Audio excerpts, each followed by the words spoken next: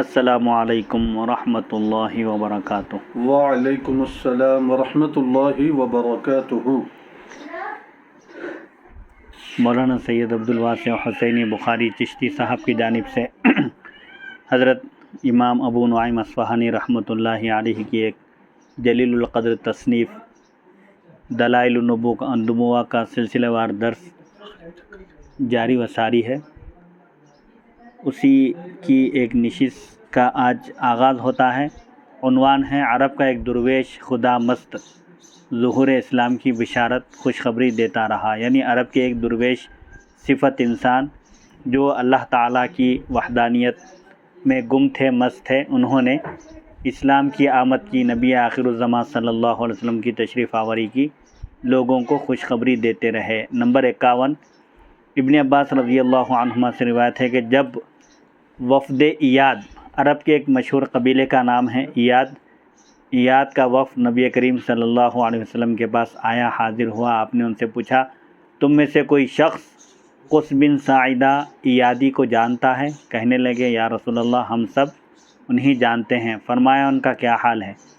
وفد نے عرض کیا یا رسول اللہ صلی اللہ علیہ وسلم وہ فوت ہو گئے ہیں، یعنی ان کا انتقال ہو گیا ہے۔ نبی کریم صلی اللہ علیہ وسلم ارشاد فرمانے لگے اللہ قس بن ساعدہ پر رحمتیں نازل کرے، میں انہیں بھلا نہ سکوں گا، یوں لگتا ہے، ایسا محسوس ہوتا ہے کہ میں آج بھی انہیں بازار عکاظ، یہ مکے کے قریب ایک بستی ہے جہاں عرب کی مشہور سالانہ منڈی بازار لگا کرتا تھا، بڑے بڑے شعراء اور اہل کلام وہاں اپنے فن سخن کا مظاہرہ کیا کرتے تھے۔ بڑے بڑے عرب کے شعراء جہاں جمع ہوتے اور اپنی صلاحیت اور قابلیت کا مظاہرہ کیا کرتے تھے اور داد وصول کرتے تھے۔ بازار عکاظ کے بازار میں دیکھ رہا ہوں، ایسا محسوس ہو رہا ہے کہ وہ بازار عکاظ میں کھڑے ہیں۔ جب وہ ذی القعدہ میں اپنے بادامی رنگ والے اونٹ پر سوار ہو کر آئے اور لوگوں سے نہایت میٹھے کلام کے ساتھ مخاطب ہوئے، قس بن ساعدہ ایادی نے لوگوں سے خطاب کرتے ہوئے کہا اے لوگو، آؤ سنو اور یاد رکھو، ہر زندہ مر کر رہا، یعنی جو بھی دنیا میں آیا ہے وہ اس دنیا سے رخصت ہوا، ہر مرنے والا فنا ہو گیا، ہر مرنے والے کو فنا ہے، جو فیصلہ ہو چکا وہ پورا ہو کر رہے گا۔ رات سیاہ ہے، کالی ہے، آسمان برج دار ہے، برجوں والا ہے، سمندر طغیانی میں آتے رہیں گے، یعنی سمندر میں طغیانی آتے رہے گی، ستارے جھلملاتے رہیں گے، بارش ہوتی رہے گی، زمین سبزہ اگاتی رہے گی، مرد و عورت ماں باپ کا روپ دھارتے رہیں گے، یعنی اختیار کرتے رہیں گے، موت و حیات کا سلسلہ جاری رہے گا، روشنی اور سائے کا ساتھ قائم رہے گا، نیکی اور بدی کی جنگ جاری رہے گی، لباس، سواری اور کھانے پینے کی نعمتیں بڑھتی رہیں گی، آسمان اپنی بلندی میں کسی کارساز کی خبر دے رہا ہے۔ یہ جو آسمان ہے اتنی نہایت بلند اور بغیر ستون کے تا حد نگاہ پھیلا ہوا ہے، یہ خود اس بات کی دلیل ہے کہ اس کو کوئی بنانے والا موجود ہے۔ زمین اپنی بناوٹ میں کسی مدبر کا پتہ دے رہی ہے۔ یہ جو زمین ہے اللہ نے اس کو بنایا ہے، نہ نہایت نرم ہے اور نہ ہی نہایت سخت ہے۔ زمین کو قائم رکھنے کے لیے اللہ نے اس پر پہاڑ بنائے، اور یہ زمین کی بناوٹ، اس کی ساخت، یہ کسی مدبر یعنی زمین کے بنانے والے اور عالم کے چلانے والے کا پتہ دے رہی ہے۔ فرش بچھا ہے، یعنی زمین کو اللہ نے فرش بنایا، بچھونا بنایا، اور چھت قائم ہے، یعنی آسمان کو چھت بنایا، ستارے متحرک ہیں، ستارے گردش میں ہیں، سمندر موجوں پر ہیں، یعنی سمندر میں موجیں رواں دواں ہیں۔ قس یہ نام ہے وہ واحد اور عرب کے درویش کا۔ قس سچی قسم اٹھاتا ہے، اللہ کا ایک دین ہے جو اسے تمہارے دین سمیت ہر دین سے محبوب تر ہے، یعنی اللہ کے نزدیک پسندیدہ اور محبوب ترین ایک ہی دین ہے، اور وہ دین اسلام ہے۔ کیا بات ہے، میں دیکھتا ہوں کہ جو لوگ چلے جاتے ہیں واپس نہیں آتے، جو دنیا سے رخصت ہو جاتے ہیں پھر وہ واپس نہیں آتے، جہاں گئے وہیں ان کا دل لگ گیا ہے، یا یوں ہی سوتے پڑے ہیں کہ کچھ خبر ہی نہیں۔ یعنی جو لوگ دنیا سے رخصت ہو گئے ہیں اور جس دنیا کی طرف، جس عالم کی طرف وہ چلے گئے ہیں، کیا اس عالم میں ان کا دل لگ گیا ہے کہ ادھر پلٹ کر نہیں آتے ہیں، یا وہاں جا کر خواب غفلت میں پڑے ہیں کہ انہیں کچھ خبر ہی نہیں ہے کہ وہ کس عالم میں ہیں۔ پھر وہ کہنے لگے، خود سچی قسم کھاتا ہے جس میں جھوٹ نہیں، اللہ کو دین زمین پر قائم باقی تمام ادیان سے پیارا ہے، اس کا وقت آ گیا ہے۔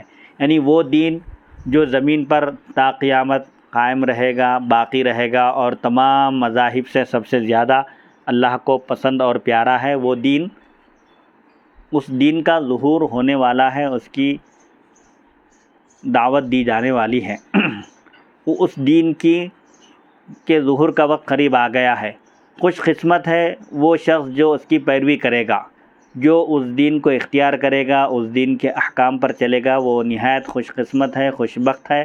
اور بدبخت ہے وہ جو اس دین کی مخالفت کرے گا، یعنی جو اس دین کو قبول نہیں کرے گا، وہ شقی ہے، بدبخت ہے۔ پھر اس نے یہ شعر کہا، فی الذاہبین الاولین من القرون لنا بصائر، گزشتہ زمانوں میں فنا ہو جانے والے پہلے لوگوں میں ہمارے لیے عبرت کا سامان ہے، غور و فکر کرنے کی بات ہے۔ جو لوگ گزر چکے ہیں ان سے ہم کو عبرت حاصل کرنا چاہیے۔ جو اللہ کی اور اس کے رسول کی مخالفت کرے گا وہ دنیا اور آخرت میں بھی ذلیل اور رسوا ہوگا۔ تو گزشتہ جو لوگ فنا ہو چکے ہیں، دنیا سے رخصت ہو چکے ہیں، انہوں نے ہمارے لیے عبرت کا سامان چھوڑا ہے۔ ہم کو اس سامان سے ان کے انجام میں غور و فکر کر کے عبرت حاصل کرنا چاہیے۔ لما رأیت مواردا للموت لیس لہا مصادر، جب میں دیکھتا ہوں کہ موت وہاں آ دھمکی آ پہنچی جہاں اس کے آنے کا تصور بھی نہیں تھا۔ یعنی موت سے کسی کو مفر نہیں ہے، کوئی موت سے بچ نہیں سکتا، ہر حال میں موت آ کر رہے گی۔ اینما تکونوا یدرککم الموت ولو کنتم فی بروج مشیدہ، سورہ نساء میں اللہ تعالیٰ ارشاد فرماتا ہے، تم جہاں کہیں بھی ہو تم کو موت آئے گی، اگرچہ کہ تم مضبوط اور پائیدار بروج محلوں میں، محلات میں یا کسی محفوظ جگہ بھی تم جا کر پناہ لے لو، تم موت سے بچ نہیں سکتے۔ وَإِذَا رَأَيْتُ قَوْمِي نَحْوَهَا تَمْضِي الْأَصَاغِرُ وَالْأَكَابِرُ لَا يَرْجِعُ الْمَاضِي إِلَيَّ وَلَا مِنَ الْبَاقِينَ غَابِرُ، اور میں دیکھتا ہوں کہ میری قوم کے سب چھوٹے بڑے راہ مرگ پر گامزن ہیں۔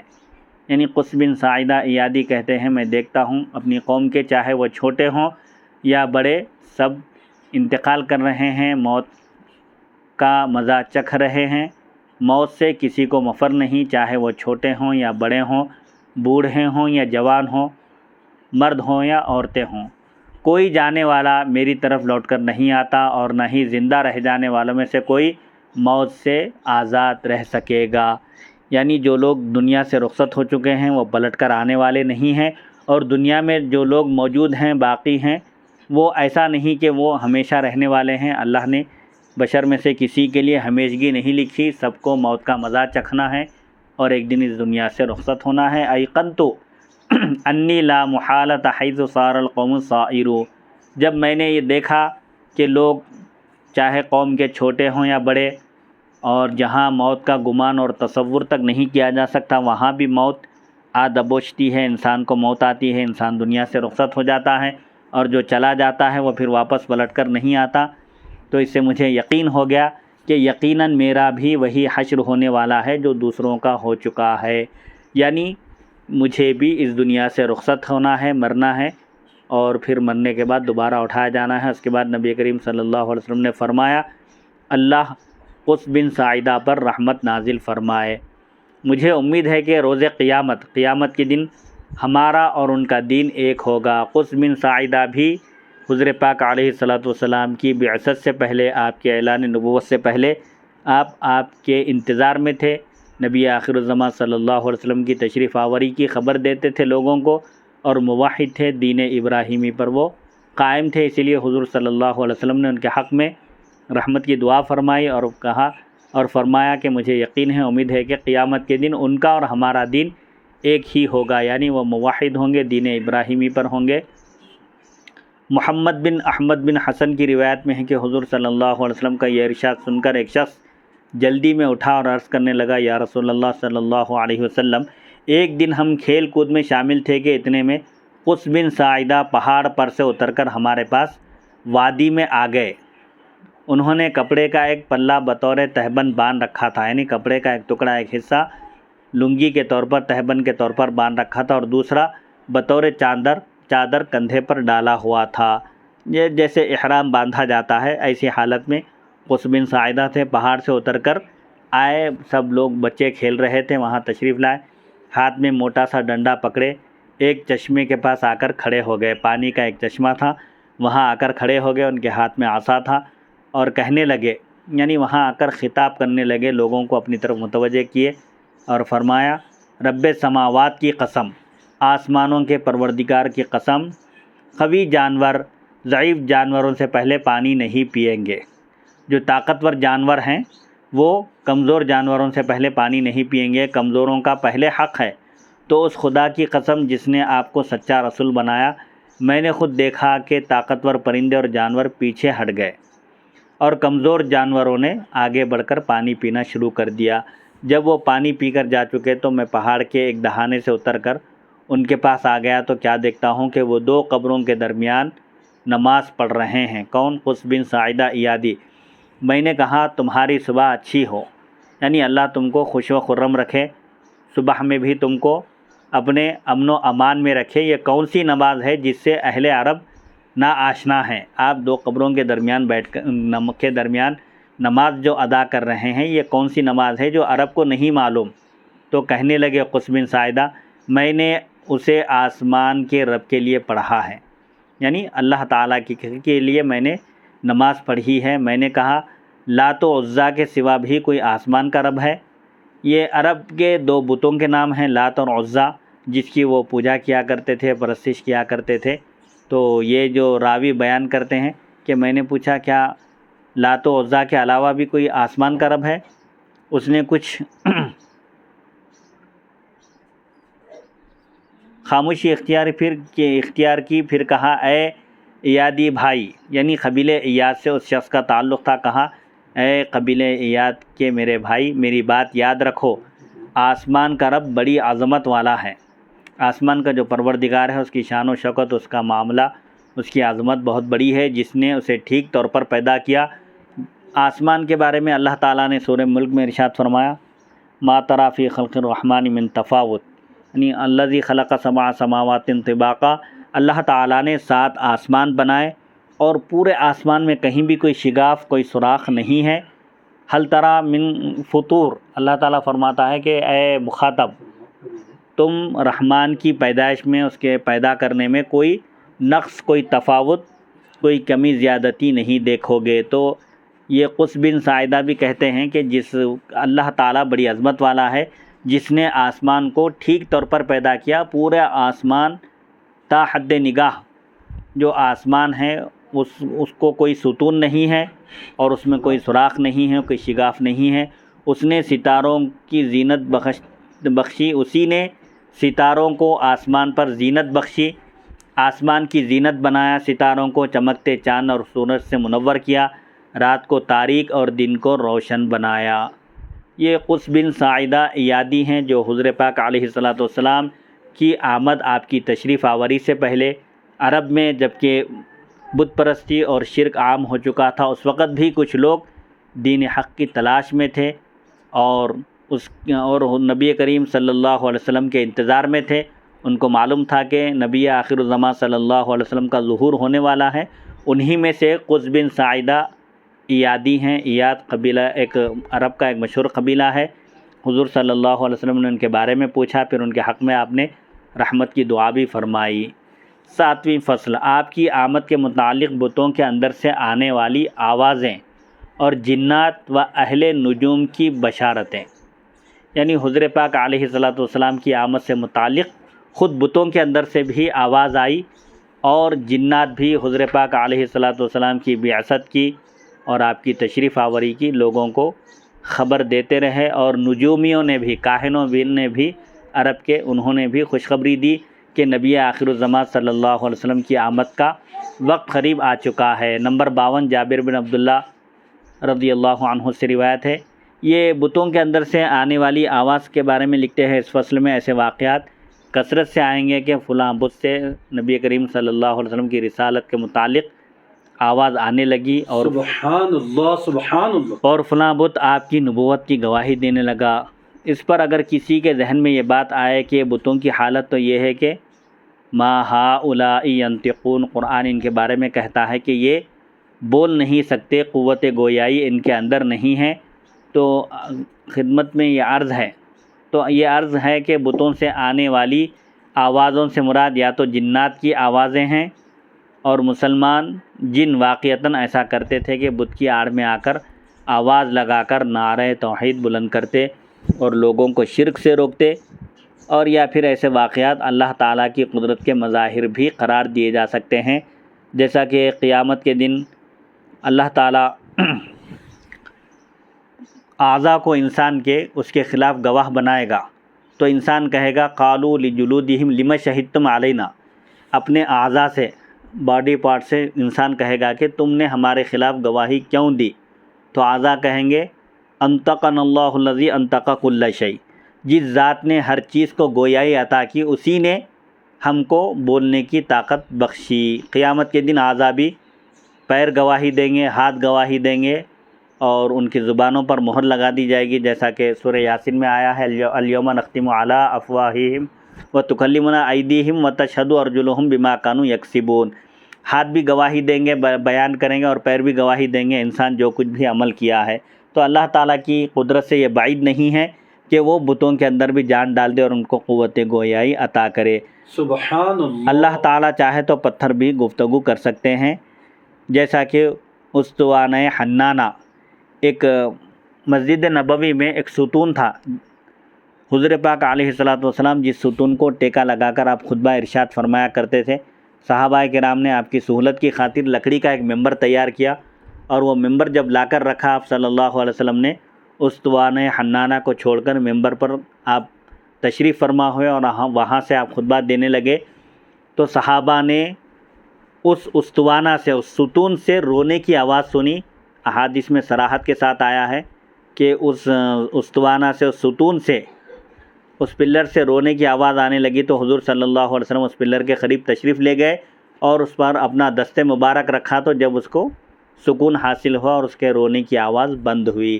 تو استوانہ حنانہ وہ بھی ایک پتھر ہے، وہ حضور پاک علیہ الصلوۃ والسلام کے فراق میں جب رو سکتا ہے، فراق میں یعنی جدائی میں. اسی طرح کافر کی مٹھی میں کنکر کریمہ پڑھ سکتے ہیں، اور پہاڑوں سے صلاۃ و سلام کی آوازیں آ سکتی ہیں، تو بت بھی مدحت رسول میں نغمہ سرا ہو سکتے ہیں، جیسا کہ مسلم شریف، یعنی بت بھی حضور پاک علیہ الصلوۃ والسلام کی تعریف اور توصیف بیان کر سکتے ہیں اور آپ کی نعت شریف پڑھ سکتے ہیں، جیسا کہ حضور پاک علیہ الصلوۃ والسلام نے فرمایا. صحیح مسلم میں ایک روایت ہے، آپ فرماتے ہیں کہ میں اس پتھر کو، یا غالباً درخت کا ذکر ہے، اس کو اچھی طرح جانتا ہوں جو مجھ کو سلام، جو میری خدمت میں سلام عرض کرتا تھا اعلان نبوت سے پہلے بھی. یعنی درخت بھی جہاں حضور صلی اللہ علیہ وسلم تشریف لے جاتے جھک جاتے اور آداب بجا لاتے، احترام کیا کرتے تھے. بہرحال یہ بتوں کے اندر سے اگر آواز آئے تو کوئی تعجب کی بات نہیں ہے. نمبر 52 جابر بن عبداللہ رضی اللہ عنہ سے روایت ہے کہ مدینہ طیبہ میں نبی کریم صلی اللہ علیہ وسلم کی بعثت مبارکہ کے متعلق سب سے پہلی اطلاع یہ تھی کہ ایک مدنی عورت کے پاس جن حاضر ہوا کرتا تھا، مدینہ کی رہنے والی خاتون کے پاس جن حاضر ہوا کرتا تھا. ایک دن وہ جن سفید پرندے کی شکل میں آیا اور ان کی منڈیر پر بیٹھ گیا. وہ کہنے لگی آج نیچے اتر کر کوئی خبر وغیرہ کیوں نہیں دیتے؟ حسب سابق، جیسے ہمیشہ تمہارا معمول ہے، آ کر تم کوئی بات پہنچاتے ہو، خبر دیتے ہو، آج کیا بات ہے اس طرح خاموش بیٹھ گئے ہو، کوئی خبر نہیں دیتے؟ تو اس نے کہا خبر یہ ہے کہ مکے میں ایک نبی ظاہر ہوئے ہیں جنہوں نے زنا حرام قرار دیا ہے اور ہمارا سکون ختم کر دیا ہے. نمبر 53 حمزہ سے روایت ہے، جنات کی خبر دینے کی ایک مثال ہے.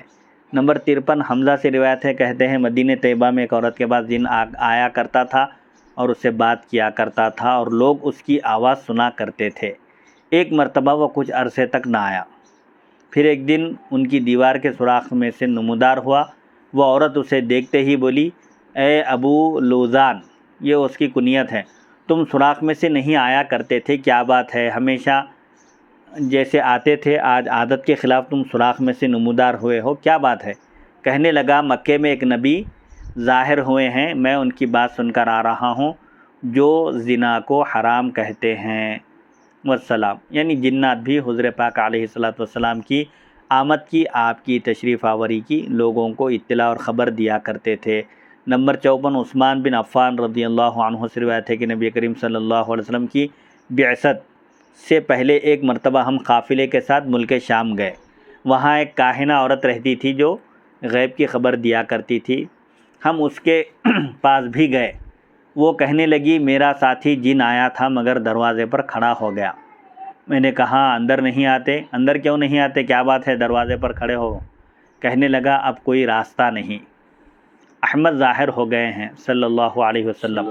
حضور صلی اللہ علیہ وسلم کا ایک نام نامی اسم گرامی احمد بھی ہے، اب کام برداشت سے باہر ہو گیا ہے۔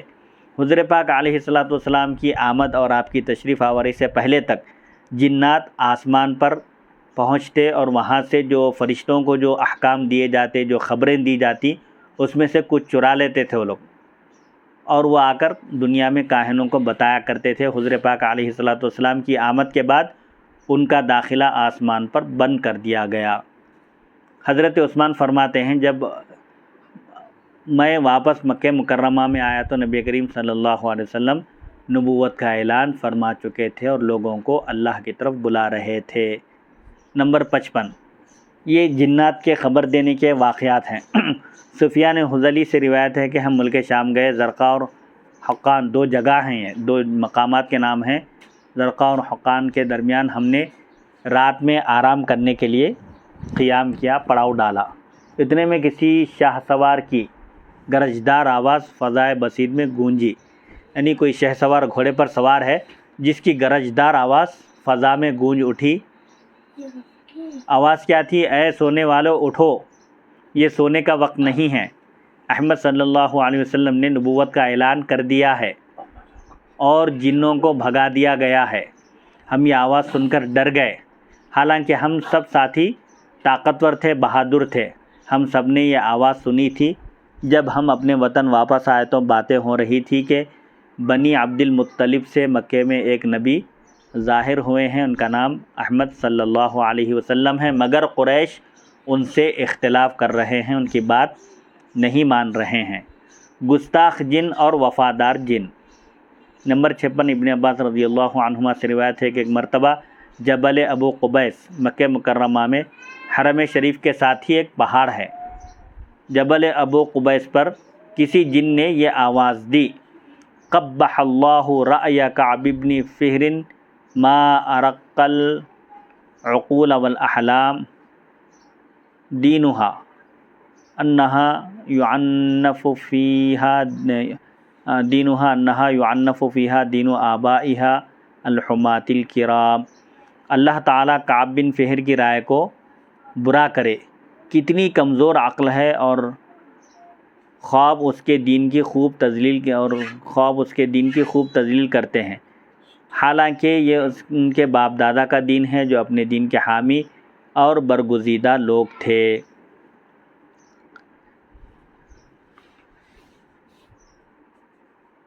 حالف الجن حین یقضى علیکم ورجال النخیل والاطام۔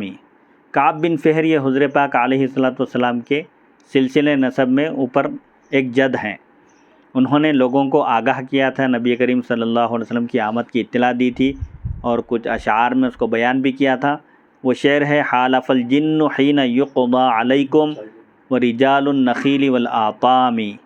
تم پر حملہ کیا جائے گا تو جن اور ریگستانوں اور قلعوں میں رہنے والے لوگ تمہاری مدد کے لیے باہم حلیف ہوں گے، یعنی آپس میں ایک دوسرے کے دوست بن جائیں گے۔ یوشک الخیل ان تراہا تہادا تقتل القوم فی بلاد التہام۔ ان قریب تم دیکھو گے کہ نرم خرام لشکر مکے میں قوم کو قتل کرتا ہوگا۔ تقتل القوم فی بلاد التہام مراد فتح مکہ کا حملہ ہے۔ سنہ 8 ہجری میں مکہ مکرمہ فتح ہوا۔ حضور پاک علیہ السلام 10,000 صحابہ کے ساتھ مکے میں آپ فاتحانہ شان سے داخل ہوئے، اس طرف اشارہ کر رہے ہیں۔ حل کریم منکم لہو نفس حر ماجد الوالدین والاعمام، کیا تم میں سے کوئی عالی نسب آدمی ہے جو بندہ حر ہو، آزاد مرد ہو، اور اس کے باپ دادا اور چچا معزز ہوں، خاندانی اعتبار سے، خاندانی شرافت اور نجابت کے اعتبار سے ایسا کوئی شخص ہے جو نہایت معزز ہو، جس کا ددیال اور ننیال سب ہی باعزت لوگ ہوں۔ ضارب ضربتاً تکون نکالا و رواحا من قربت و اغتمام، اور وہ ایسی عبرت آموز ضربے کاری لگائیں گے کہ سب رنج و غم دور ہو جائیں گے۔ یعنی جو شخص تشریف لانے والے ہیں وہ دفاعی جنگ لڑیں گے اور قوم سے ان کا مقابلہ ہوگا، تو وہ ایسی ضربے کاری لگائیں گے کہ سب رنج و غم دور ہو جائیں گے۔ یعنی فتح مکہ کے لیے آنے والا لشکر اسلام کا، یعنی وہ آنے والا لشکر اس کا منہ توڑ دے گا کفار کا۔ ابن عباس رضی اللہ عنہما کہتے ہیں یہ خبر مکے میں پھیل گئی اور کفار نے ان اشعار کو حرز جان بنا لیا، یعنی محفوظ کر لیا اور اس کی حفاظت کرنے لگے اور مسلمان پریشان ہو گئے۔ نبی کریم صلی اللہ علیہ وسلم نے فرمایا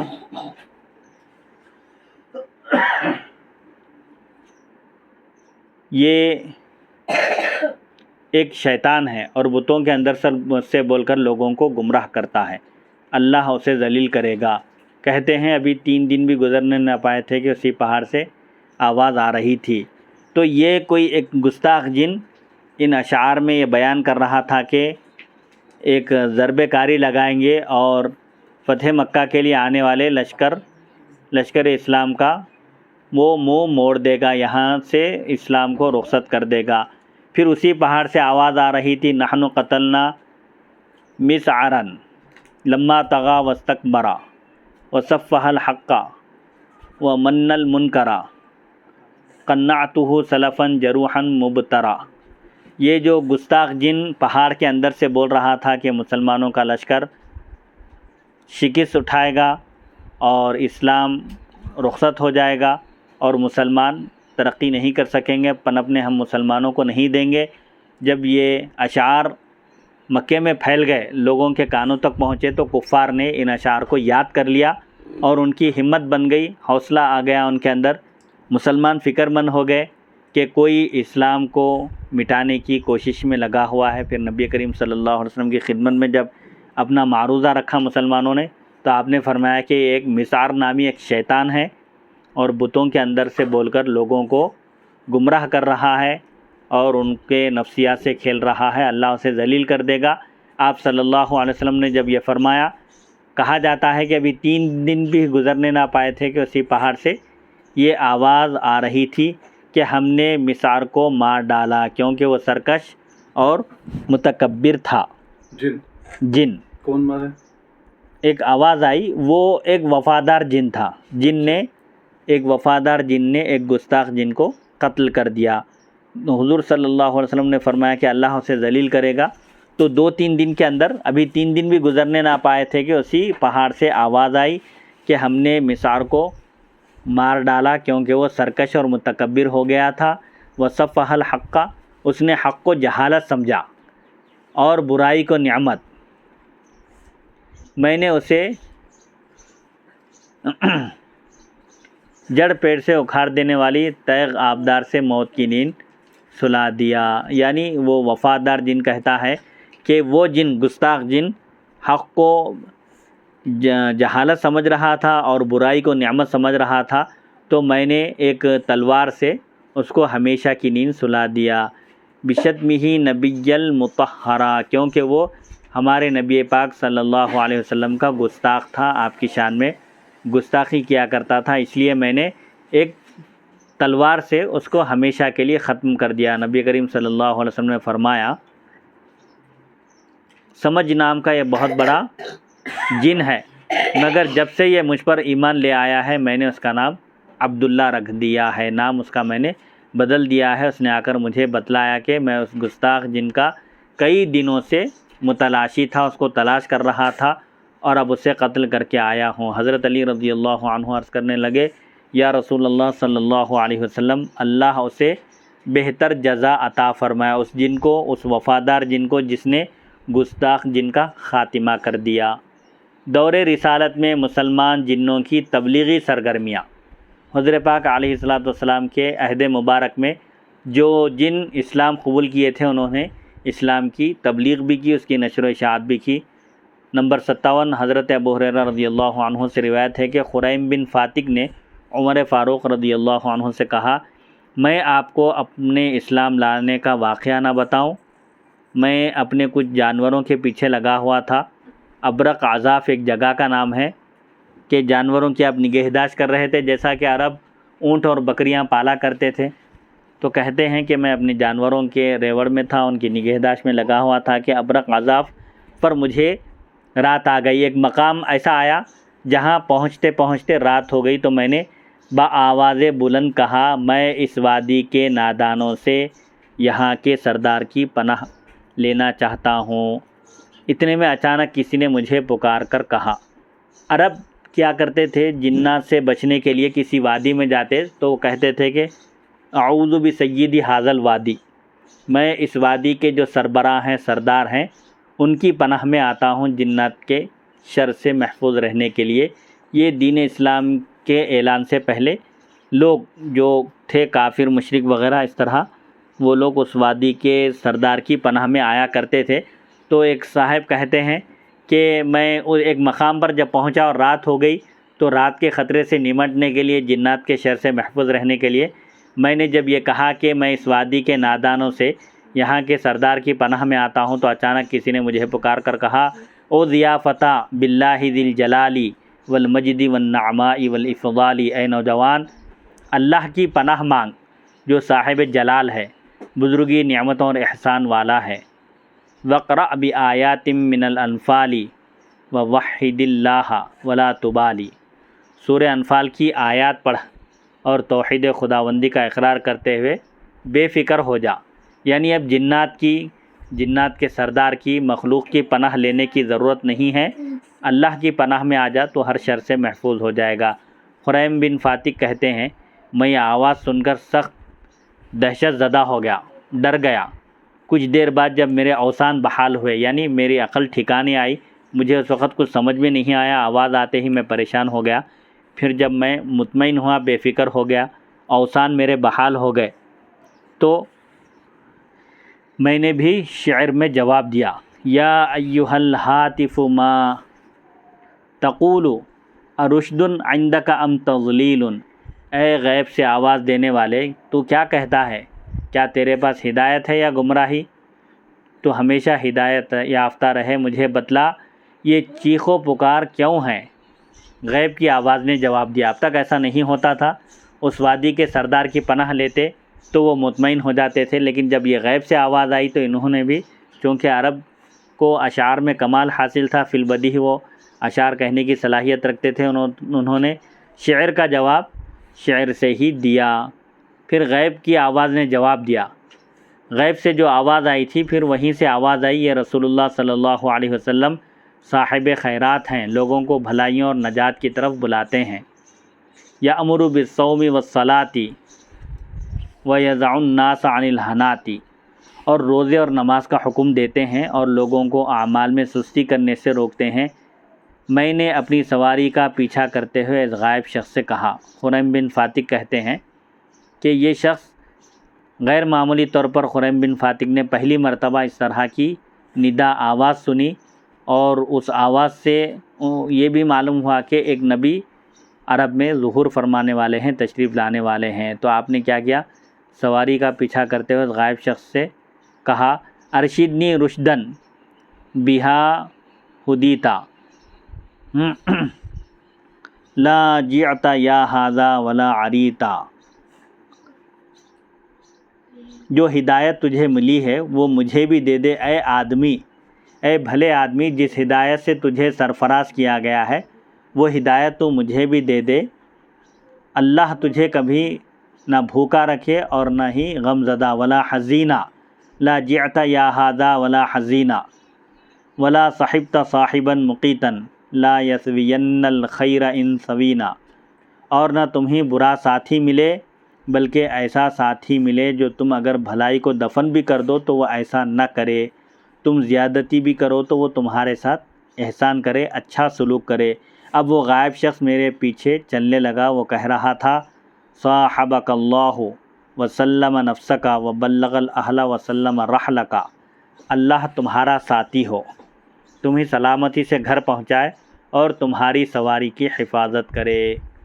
آمن بہی افلح ربی حقک وانصر نبیا عز ربی نصرک، اللہ پر ایمان لے آؤ۔ وہ غیب سے جو ندا آ رہی تھی، خریم بن فاتق کو جو ندا دی گئی تھی، وہ ندا سے آواز سے یہ بھی آواز آئی، اللہ پر ایمان لے آؤ، وہ تمہارے حق کی نگہبانی کرے گا اور نبی کریم صلی اللہ علیہ وسلم کے غلام بن جاؤ، اللہ تمہاری خوب مدد کرے گا۔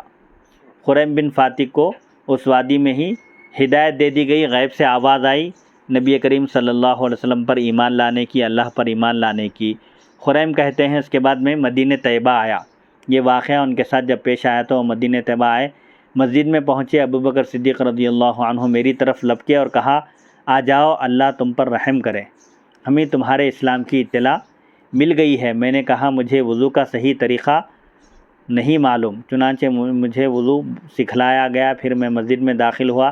نبی کریم صلی اللہ علیہ وسلم ممبر پر جلوہ افروز تھے، چہرہ آپ کا چہرہ مبارک ماہ کامل کی طرح چمک رہا تھا، یعنی 14ویں کا چاند جس طرح آسمان پر چمکتا ہے اس طرح آپ کا روئے انور، چہرہ انور چمک رہا تھا، اور آپ فرما رہے تھے ما من مسلم توضأ فاحسن الوضوء ثم صلى صلاة يعقلها ويحفظها الا دخل الجنہ، جو کوئی مسلمان آدمی صحیح وضو کرے، یعنی وضو کو اچھی طریقے سے کرے، اعضائے وضو میں سے کوئی عضو خشک نہ رہے، پورے آداب کا لحاظ رکھتے ہوئے وضو کرے، پھر ہوش و حواس سے نماز پڑھے، نماز بھی اس کے ارکان، اس کے آداب اور اس کے حقوق کے ساتھ ادا کرے اور نماز کی حفاظت کرے، نماز کے تقاضوں کے خلاف کوئی کام نہ کرے تو یقیناً وہ جنت میں جائے گا، جنت میں داخل ہوگا۔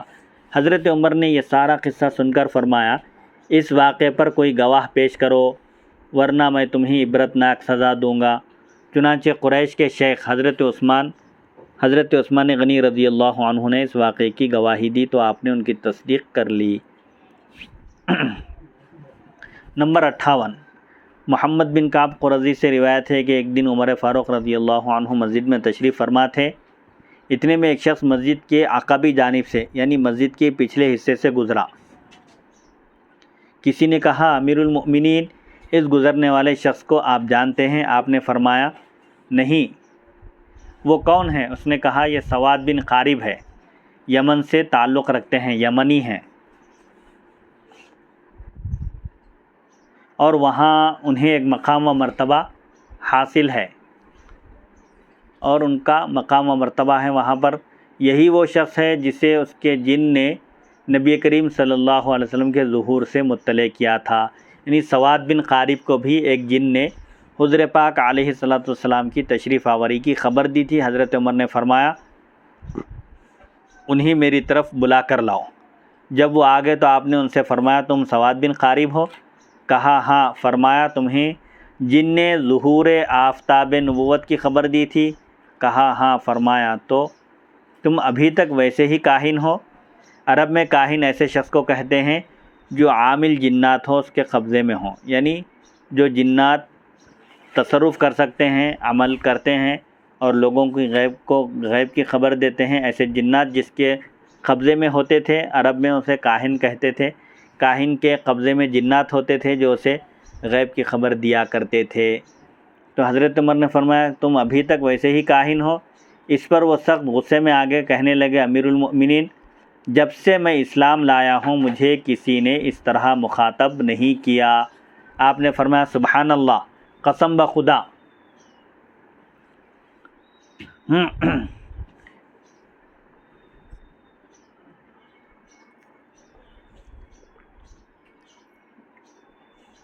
قسم بخدا ہم تو شرک کرنے کی وجہ سے تم سے بھی گئے گزرے تھے، تاہم اب تم بتلاؤ وہ جن تمہارے پاس نبی کریم صلی اللہ علیہ وسلم کے متعلق کیا خوشخبری لایا تھا؟ تو سواد بن قارب کہنے لگا امیر المؤمنین، میں ایک دن نیم خوابی میں تھا، یعنی میں نیند اور بیداری کی حالت کے درمیان تھا، ابھی مجھے نیند لگ ہی رہی تھی، میرے جن نے آ کر مجھے پاؤں سے ٹھوکر مارتے ہوئے کہا، اے سواد بن قارب، اٹھو اور اگر سمجھدار ہو تو سمجھو، بے شک لؤی بن غالب سے ایک رسول ظاہر ہوئے ہیں۔ لؤی یہ حضور پاک علیہ الصلوۃ کے سلسلے نسب کے ایک جد ہیں آپ کے۔ لؤی بن غالب سے ایک رسول ظاہر ہوئے ہیں جو صرف اور صرف ایک خدا کی عبادت کا حکم دیتے ہیں۔ پھر وہ کہنے لگا،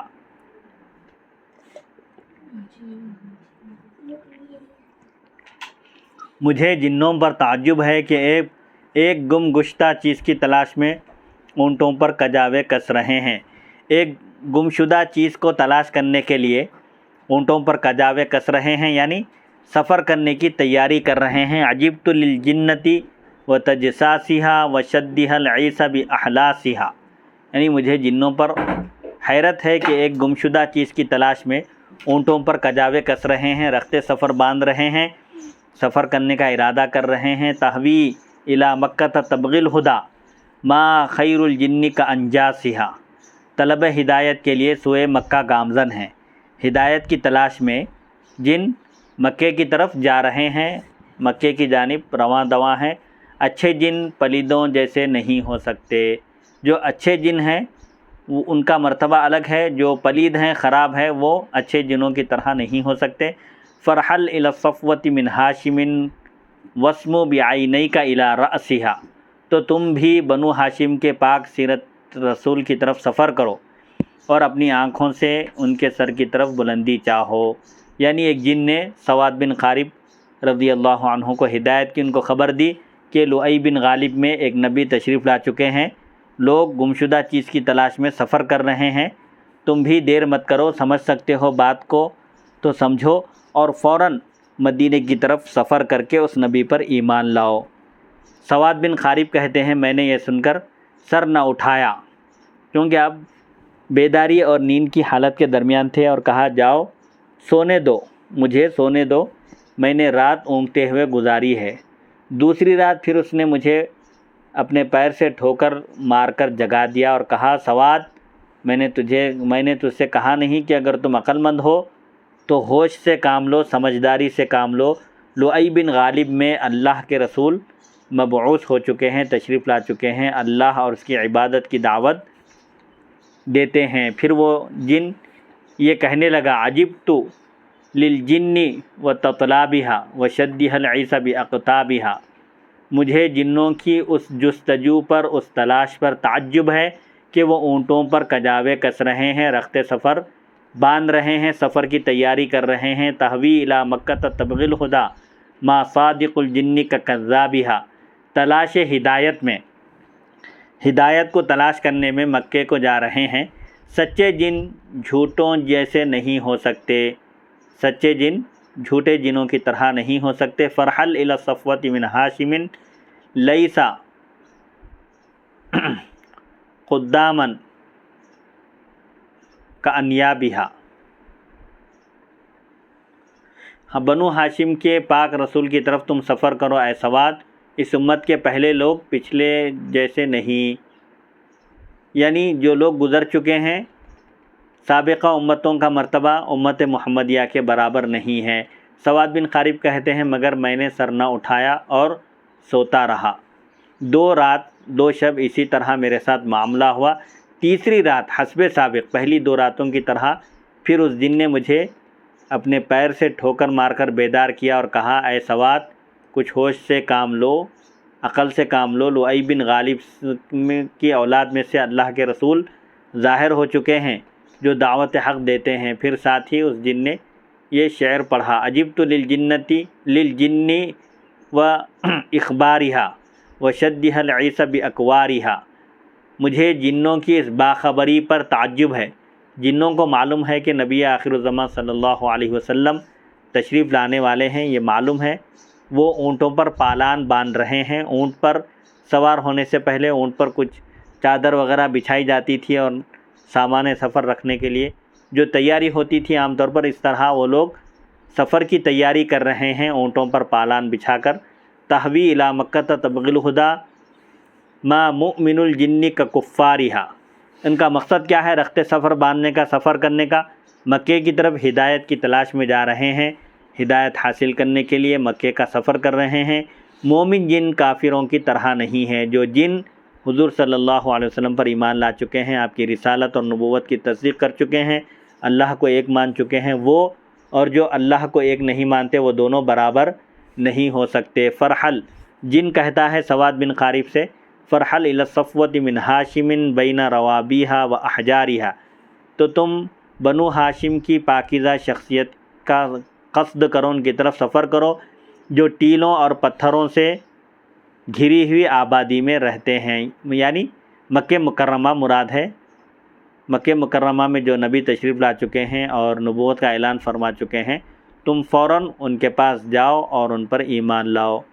سواد بن قارب کہتے ہیں 3 رات تک آپ نے یہی خواب دیکھا، آپ کو ایک جن ہدایت دے رہا تھا اور نبی کریم صلی اللہ علیہ وسلم کی خدمت میں حاضر ہونے کی ترغیب دے رہا تھا، تو اب میرے دل میں اسلام کی طرف میلان پیدا ہوا، یعنی میرے دل میں خیال آیا کہ اسلام لانا چاہیے۔ صبح ہوتے ہی میں نے رخت سفر باندھا، یعنی سفر کی تیاری کی اور سوئے مکے کی طرف چل دیا، مگر راستے ہی میں مجھے اطلاع مل گئی کہ نبی کریم صلی اللہ علیہ وسلم مدینہ طیبہ کی طرف ہجرت کر گئے ہیں۔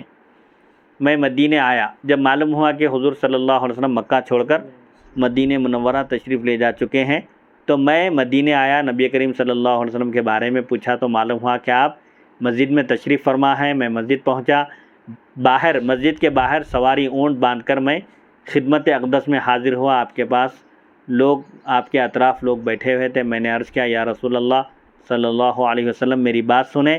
ابو بکر صدیق رضی اللہ عنہ کہنے لگے، قریب ہو جاؤ۔ یوں ابو بکر صدیق رضی اللہ عنہ نے مجھے آپ صلی اللہ علیہ وسلم کے سامنے لا کر بٹھایا۔ آپ نے فرمایا، بتلاؤ تمہارے جن نے تمہیں کیا خبر دی ہے؟ میں نے کہا، اتانی جنی بعد ہدء و رقدۃ فلم اکو قد بلوت بکاذبی ثلاث لیال قولہ کل لیلۃ اتاک رسول من لؤی بن غالب فشمرت من ذیل الازار ووسطت بی الثعلب الوجناء بین السباسب فأشهد أن الله لا رب غيره وأنك مأمون على كل غائب وأنك أدنى المرسلين وسيلة إلى الله يا ابن الأكرمين الأطايب فمرنا بما يأتيك يا خير من مشى وإن كان فيما جاء يشيب الذوائب وكن لي شفيعا يوم لا ذو شفاعة سواك بمغن عن سواد بن قارب۔ ان اشعار کا ترجمہ یہ ہے، حضرت سواد بن قارب جو یمن کے رہنے والے تھے، جن کو ایک جن نے مسلسل 3 رات خواب میں آ کر ترغیب دی تھی اور کہا تھا کہ سب جن ہدایت کی تلاش میں مکے کو جا رہے ہیں اور تم یہاں سونے کی فکر میں ہو، چھوڑو اور عقل سے کام لو، ہوش سنبھالو اور فوراً لؤی بن غالب میں جو نبی تشریف لا چکے ہیں ان کی خدمت میں حاضر ہو جاؤ۔ تو چنانچہ آپ 3 رات مسلسل یہ خواب دیکھنے کے بعد مکے کی طرف سفر کا ارادہ کیے۔ پھر آپ کو راستے میں معلوم ہوا کہ نبی کریم صلی اللہ علیہ وسلم مکہ چھوڑ کر مدینہ منورہ کی طرف ہجرت فرما چکے ہیں۔ تو آپ مدینہ میں حاضر ہوئے اور پھر معلوم کیا کہ نبی کریم صلی اللہ علیہ وسلم کہاں ہیں۔ آپ صلی اللہ علیہ وسلم مسجد نبوی میں تشریف فرما تھے، تو وہ فوراً مسجد میں حاضر ہوئے اور سواری کو باہر باندھا۔ پھر حضور صلی اللہ علیہ وسلم نے ان سے پوچھا کہ تمہارے جن نے تمہیں کیا بتایا ہے، خبر دو۔ تو انہوں نے اشعار کی شکل میں حضور کی خدمت میں عرض کیا۔ اشعار کا ترجمہ یہ ہے، سونے کے بعد میرے پاس میرا جن آیا، میں جس وقت سو گیا تھا میرے پاس میرا جن آیا، اس نے کبھی مجھ سے جھوٹ نہیں بولا۔ 3 رات وہ یہی کہتا رہا کہ لؤی بن غالب سے تمہاری طرف رسول آ گئے ہیں۔ لؤی بن غالب یہ حضور پاک علیہ الصلوۃ والسلام کے سلسلے نسب میں ایک جد ہیں آپ کے، محمد بن عبداللہ بن عبد المطلب بن ہاشم بن عبد مناف بن قصی بن کلاب بن مرہ بن کعب بن لؤی۔ تو لؤی بن غالب یہ حضور پاک علیہ الصلوۃ والسلام کے جد ہیں، ان کی آل میں سے، ان کی اولاد میں سے ایک رسول تشریف لا چکے ہیں۔ تب میں نے تیاری کی اور طاقتور گھوڑا مجھے دشوار و دراز سفر سے گزار کر یہاں لے آیا۔ فوراً 3 رات میں جب خواب دیکھا تو آپ صلی اللہ علیہ وسلم کی خدمت میں حاضر ہوا، اور سفر کے لیے بھی میں نے زیادہ وقت نہیں گنوایا، بلکہ ایک اچھا طاقتور اور مضبوط گھوڑا لے کر میں دور دراز کے سفر پر نکل گیا، میں گواہی دیتا ہوں کہ اللہ کے سوا کوئی عبادت کے لائق نہیں، کوئی رب نہیں، اور آپ غائب چیز یعنی جنت، دوزخ، حشر و نشر وغیرہ پر امین اور صادق ہیں۔ یعنی آپ جنت اور دوزخ کے بارے میں جو باتیں بتاتے ہیں اور حشر و نشر کے بارے میں، مرنے کے بعد دوبارہ اٹھائے جانے کے بارے میں جو کچھ آپ بیان کرتے ہیں، اس معاملے میں آپ بالکل امانت دار اور سچے ہیں۔ بارگاہ الہی میں آپ کا وسیلہ سب رسولوں سے زیادہ مقبول ہے۔ اے مکرم و مطہر باپ دادا کے فرزند، یعنی جن کے آبا و اجداد بھی نہایت مکرم اور معزز ہیں، پاکیزہ نسب والے ہیں۔ اے خیر الخلائق، اپنی وحی کے ساتھ ہمیں حکم فرمائیے، ہم اس پر عمل کریں گے، خواہ اس کی دشواری سے جوان بوڑھے ہو جائیں۔ یعنی احکام شریعت پر اگر عمل کرنا دشوار بھی ہو، جن پر عمل کرنے سے لوگ مشقت میں، مشکل میں بھی پڑ سکتے ہیں، تو تب بھی کوئی فکر کی بات نہیں ہے، آپ بیان کیجئے، ہم عمل کریں گے۔ اور جس دن آپ کے سوا کوئی شفاعت نہیں کرے گا، آپ اس دن میرے شفیع بن جائیں اور سواد بن خارب کو بچا لیں۔ یعنی اس میں حضور پاک علیہ الصلوۃ والسلام کی شفاعت کا بھی ذکر ہے، انہوں نے آپ کے وسیلے کا بھی ذکر کیا اور آپ کے فضائل اور کمالات بیان کیے، اور حضور پاک علیہ الصلوۃ والسلام سے انہوں نے شفاعت کی سفارش بھی کی کہ آپ ایک ایسے دن میری سفارش فرمائیے جس دن آپ کے سوا سواد بن خارب کا کوئی سفارشی نہیں ہوگا، یعنی قیامت کے دن آپ میری اللہ کی بارگاہ میں شفاعت بھی فرمائیے۔ یہ سن کر نبی کریم صلی اللہ علیہ وسلم اور آپ کے صحابہ کرام اس قدر مسرور ہوئے، خوش ہوئے کہ خوشی چہروں سے جھلکنے لگی۔ حضرت عمر رضی اللہ عنہ نے اٹھ کر مجھے گلے سے لگا لیا اور کہا، میں یہ قصہ تم سے پھر سننا چاہتا ہوں۔ یہ قصہ اس قدر دلچسپ ہے اور خوشی کا باعث ہے کہ میں اس قصے کو بار بار سننا چاہتا ہوں۔ یہ ایک جن جو فصل باندھی گئی تھی، جو عنوان بنایا گیا تھا کہ حضور پاک علیہ الصلوۃ والسلام کی آمد اور تشریف آوری سے پہلے بتوں نے بھی آپ کی آمد کی خبر دی، جنات نے بھی آپ کی تشریف آوری کی اطلاع دی، اور باضابطہ جنات مسلمان بھی ہوئے ہیں، اور انہوں نے بعض لوگوں کو ترغیب بھی دی اسلام لانے کی، اور انہوں نے اسلام کی، دین اسلام کی نشر و اشاعت بھی فرمائی۔ اب آگے جو عنوان ہے، ایک جن نے اسلام کا راستہ دکھایا اور نبی کریم صلی اللہ علیہ وسلم کی دعا نے گھر بسا دیا ان کا، یہ ایک عنوان ہے۔ انشاءاللہ اگلی نشست میں اس پر گفتگو ہوگی۔ وصلی اللہ تعالی علی خیر خلقہ سیدنا محمد و آلہ و صحبہ اجمعین والحمد للہ رب العالمین۔